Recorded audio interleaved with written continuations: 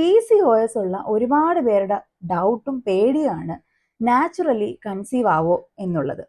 ഉത്തരം യെസ് എന്നാണ്. ഓർക്കുക, PCOD മാനേജബിൾ ആണ്. അതെങ്ങനെയാണ്?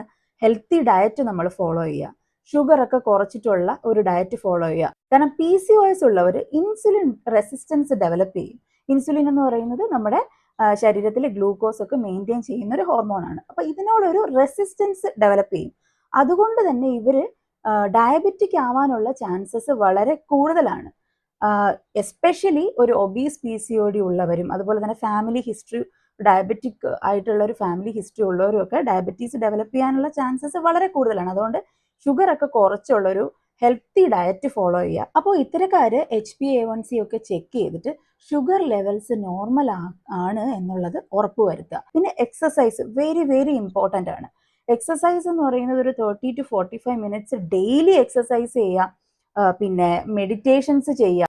വൈറ്റമിൻ D ഒക്കെ നിങ്ങൾ ആഡിക്വേറ്റ് ആണ് ബോഡിയിൽ എന്ന് ഉറപ്പുവരുത്തുക. അതിനോടൊപ്പം തന്നെ ഒരു ഡോക്ടറെ കണ്ടതിന് ശേഷം, ഇത് ഡയഗ്നോസ് ചെയ്തതിന് ശേഷം ബേസിക് മെഡിക്കേഷൻസ് ആവശ്യമുണ്ടെന്ന് ഡോക്ടർ പറയുകയാണെങ്കിൽ അതും കൃത്യമായിട്ട് ഡോക്ടർ പറയുന്ന രീതിയിൽ എടുത്തു കഴിഞ്ഞാൽ ഇത് മാനേജബിൾ ആയിട്ടുള്ള ഒരു കണ്ടീഷനാണ്.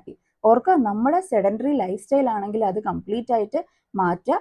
നമ്മൾ കറക്റ്റ് ആയിട്ടുള്ള എക്സസൈസ്, ഫുഡ്, ഹെൽത്തി ആയിട്ടുള്ള ഡയറ്റ് ഒക്കെ ഫോക്കസ് ചെയ്യാൻ വേണ്ടിയിട്ട് ശ്രദ്ധിക്കുക.